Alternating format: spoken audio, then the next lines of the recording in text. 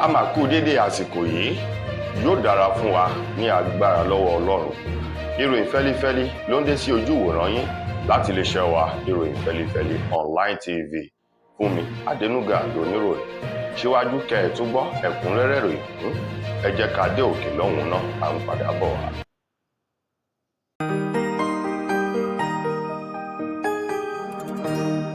Ìròyìn fẹ́lífẹ́lí TV àjààbálẹ̀ làwọn ìròyìn ti wà máa wò lóòrèkóòrè.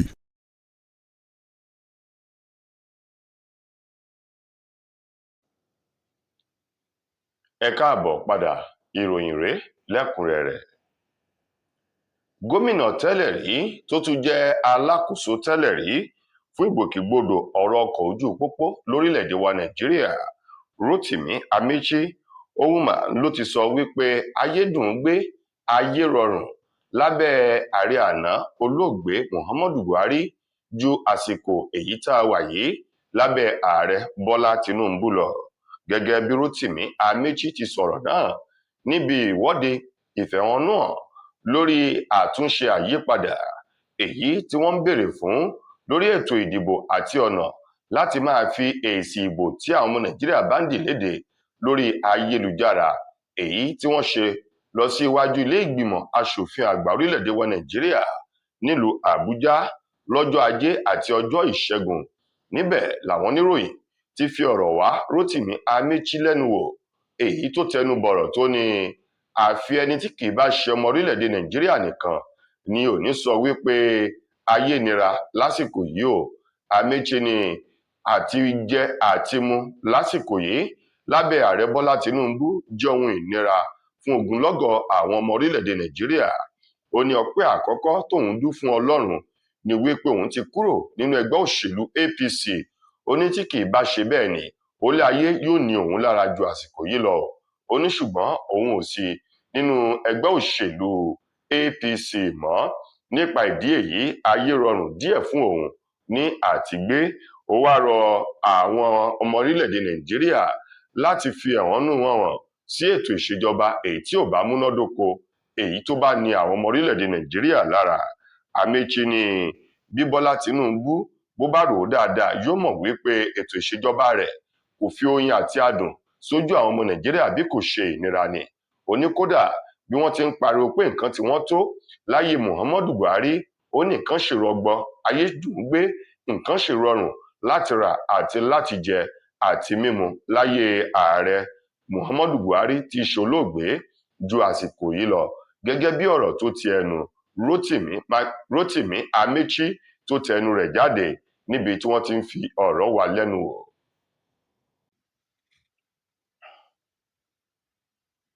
Ẹgbẹ́ òṣèlú African Democratic Congress ẹ̀ka ti ìpínlẹ̀ Ọ̀yọ́ lábẹ́ alága wọn ọ̀gbẹ́ni Yínká Ọlọ́nà ló ti sọ wípé ilẹ̀kùn ẹgbẹ́ òṣèlú ọ̀hún ó wà ní ṣíṣí kalẹ̀ fún ẹnikẹ́ni yòówù tó bá finúfídọ̀ tó sì ṣetán láti darapọ̀ mọ́ ẹgbẹ́ òṣèlú ọ̀hún. Gẹ́gẹ́ bí alága ẹgbẹ́ òṣèlú náà ti ìpínlẹ̀ Ọ̀yọ́ ti sọ̀rọ̀ lórí iléeṣẹ́ amóhùnmáwòrán kan èyí tó wà nílùú Ìbàdàn ní ìjọba ìbílẹ̀ Akínyẹlé. Òun ni Ọlọ́nà ti sọ̀rọ̀. Ó ní ilẹ̀kùn ẹgbẹ́ òṣèlú African Democratic Congress ADC ó wà ní ṣíṣílẹ̀ fún ẹnikẹ́ni yòówù èyí tó bá fẹ́ darapọ̀ mọ́ ẹgbẹ́ òṣèlú ọ̀hún. Gẹ́gẹ́ bí Ọlọ́nà ti sọ, ó ní ìròyìn kan èyí tí àwọn dédé gbọ́ wípé ẹgbẹ́ òṣèlú ADC wọn ò fẹ́ ẹnikẹ́ni nínú ẹgbẹ́ òṣèlú wọn. Ó ní kò sóhun tó jọ bẹ́ẹ̀ o. Wàyí o, ó wá ní gómìnà ìpínlẹ̀ Ọ̀yọ́ onímọ̀-ẹ̀rọ Ṣèyí Mákindé tí í ṣe gómìnà ìpínlẹ̀ Ọ̀yọ́ báyìí. Ó ní tí gómìnà ọ̀hún bá ṣetán láti darapọ̀ mọ́ ẹgbẹ́ òṣèlú ADC, ó ní àwọn ti ṣetán láti kí káàbọ̀ sínú ẹgbẹ́ òṣèlú wọn níwọ̀n gbà tó bá ti ṣetán láti tẹ̀lé òfin àti àlàkalẹ̀ inú ẹgbẹ́ òṣèlú náà tó sì ṣetán láti fi ọwọ́ rẹ̀ síbi tó yẹ ó wà. Ó ní a kì í bára jà ká léra dànù kúrò nínú ẹgbẹ́ òṣèlú bí kò ṣe wípé kóra rẹ̀ síbí òun ló wà nínú ẹgbẹ́ òṣèlú. Nípa ìdí èyí, ó ní kí àwọn ènìyàn má ṣe fi ẹnu búburú sọ ẹgbẹ́ òṣèlú ADC lẹ́nu. Ó ní kódà Ṣèyí Mákindé tí í ṣe gómìnà àwọn ó ní tijó tìlù ń làwọn yóò fi kí káàbọ̀ ní ìgbàkigbà yòówù tó bá wù ú láti darapọ̀ mọ́ ẹgbẹ́ òṣèlú náà, nítorí pé ẹgbẹ́ òṣèlú African Democratic Congress ADC ní ẹgbẹ́ òṣèlú kan ṣoṣo tí àwọn ọmọ Nàìjíríà ní ìrètí àti ìgbàgbọ́ nínú rẹ̀ wípé ìrètí wọn èyí tó ti fò lọ bí ẹmọ ẹyẹ wípé yóò dá padà wá àti ògo orílẹ̀-èdè Nàìjíríà èyí tó ti fẹ́ sọnù lábẹ́ ìjọba tó ń tukọ̀ lọ́wọ́ lórílẹ̀-èdè Nàìjíríà yìí, wípé ẹgbẹ́ òṣèlú ADC nìkan ló lè dá àti ògo ọ̀hún padà sí orílẹ̀-èdè Nàìjíríà. Nípa ìdí èyí, àwọn ṣetán láti kí ẹnikẹ́ni yòówù tó bá finú fídọ̀ láti darapọ̀ mọ́ ẹgbẹ́ òṣèlú wọn káàbọ̀, pàápàá jù gómìnà Ṣèyí Mákindé tí í ṣe gómìnà wọn. Àwọn ṣetán láti kí káàbọ̀ ní ìgbàkigbà yòówù tí gómìnà ọ̀hún bá lóun fẹ́ darapọ̀ mọ́ ẹgbẹ́ òṣèlú ADC. Àwọn ìdílé ọba kan nílùú Ọ̀yọ́ lọ́hùn-ún ni wọ́n ti gbé ẹjọ́ kan dìde báyìí, èyí tí wọ́n fi fa Aláàfin tilẹ̀ Ọ̀yọ́ Ọba Hakeem Abímbọ́lá Ọwọ́adé lọ sí ilé-ẹjọ́ láti farahàn nílé-ẹjọ́ tàbí ẹni tó bá ṣe agbẹjọ́rò fún tí í ṣe onídùúró rẹ̀ lórí àwọn ẹ̀sùn kan èyí tí wọ́n fi kan Ọba Abímbọ́lá Hakeem Ọwọ́adé lórí àṣìlò ipò agbára èyí tó ń bẹ lórí rẹ̀ lọ́wọ́ báyìí. Àwọn ìdílé ọba ọ̀hún àti àwọn ọmọọba èyí tí wọ́n gbé ẹjọ́ náà lọ sí ilé-ẹjọ́ gíga ti ìjọba èyí tó kalẹ̀ sílùú Ọ̀yọ́ gangan ní Ládìgbòlú Adégbóyèga. Bákan náà, Ọwọ́adé Teslim, Adéyẹmí Adésínà àti Adéyẹmí Adébáyọ̀, àwọn wọ̀nyí ni wọ́n kọ ẹ̀písítélì kan èyí tí wọ́n taari lọ ilé-ẹjọ́ láti bá wọn sọ fún Aláàfin tilẹ̀ Ọ̀yọ́ Ọba Abímbọ́lá Ọwọ́adé wípé àwọn òde kan wà èyí tó yẹ kó san ojú nù bẹ́ẹ̀ sì rèé kó kẹ̀yìn sí. Wọ́n ní àwọn òde bíi sàárà yìí òun ni ọba Aláàfin ní ń lọ káàkiri.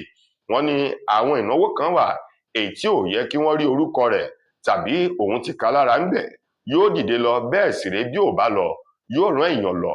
Wọ́n ní àwọn nǹkan wọ̀nyí ń ta àbùkù bá ipò Aláàfin èyí tó wà, gẹ́gẹ́ bí àwọn ọmọọba ọ̀hún ti ṣe àpèjúwe nínú ẹjọ́ náà èyí tí wọ́n kọ tí wọ́n sì taari lọ sílé ẹjọ́.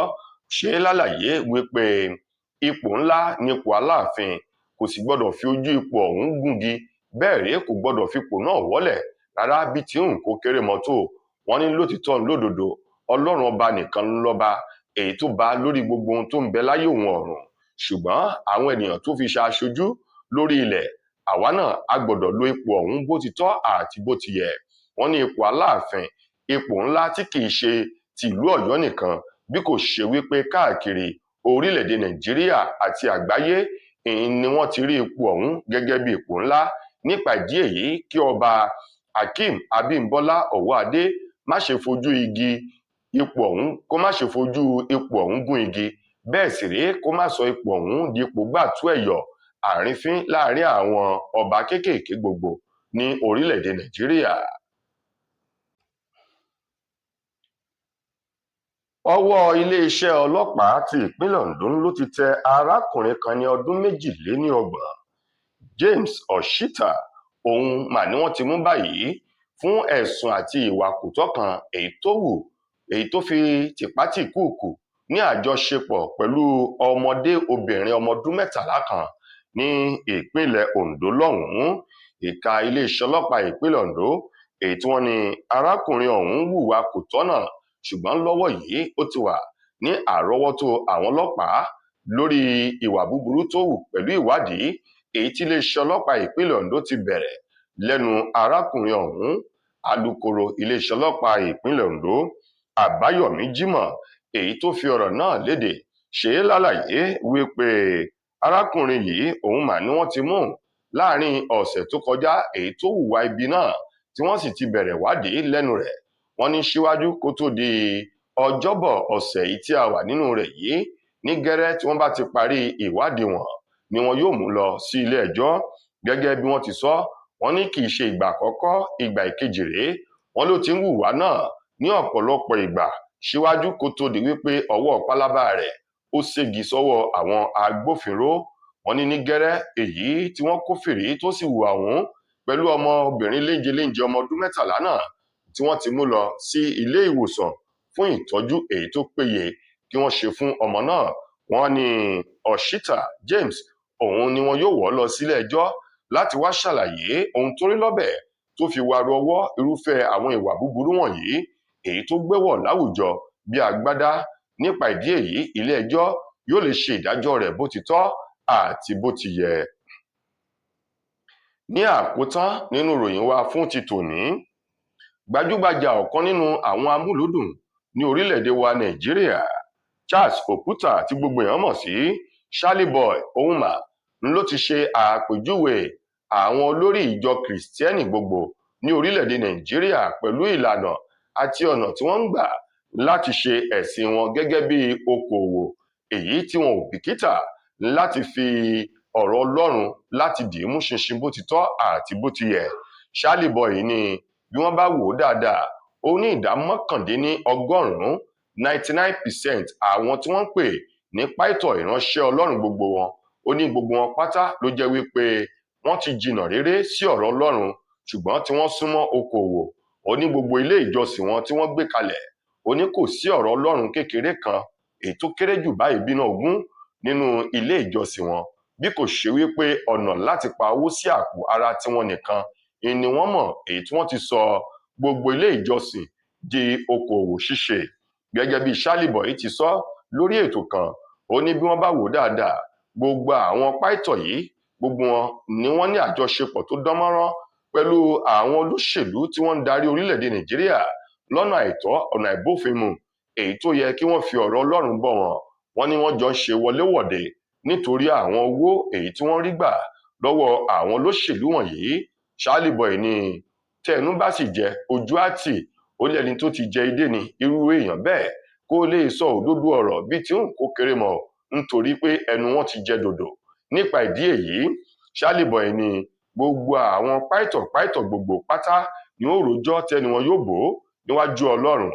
Ó ní lótìítọ́ òun lè jẹ́ ọmọ orílẹ̀-èdè Nàìjíríà ṣùgbọ́n ìwàsí òun ó yàtọ̀ sí ti àwọn ọmọ orílẹ̀-èdè yìí èyí tí wọn ò bìkítà kí ohun tó ń da kó má bàjẹ́ láàrin ìṣẹ́jú kan.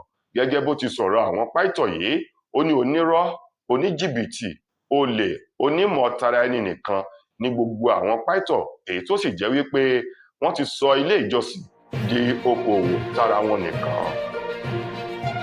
Tó ẹ̀yin ará ìròyìn wa kò ní jù báyìí lọ fún ti tòní títí di ìgbà míì tẹ́ máa láǹfààní láti gbọ́ tó rè míì nílé iṣẹ́ wa. Mo gbà á ní àdúrà wípé ilé ò ní lé wa ọ̀nà ò ní ràn wá. Fúnmi Adénúgà lẹni tó mú ìròyìn wá sí ojú ìwòran yín. Ẹ ṣeun gan-an ni o.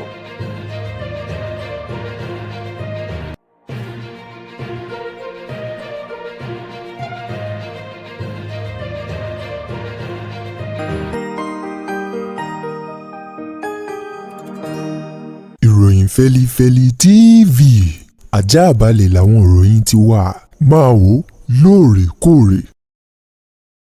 Mo kí gbogbo ojú tí wò mí ti ń gbọ́ mi jákèjádò orígun mẹ́rẹ̀ẹ̀rin àgbáyé. Orúkọ mi ni Ambassador Àkànfẹ́ Ìwò tí mo jẹ́ agbẹnusọ fún iléeṣẹ́ X2 Ultimate Herbal International Limited.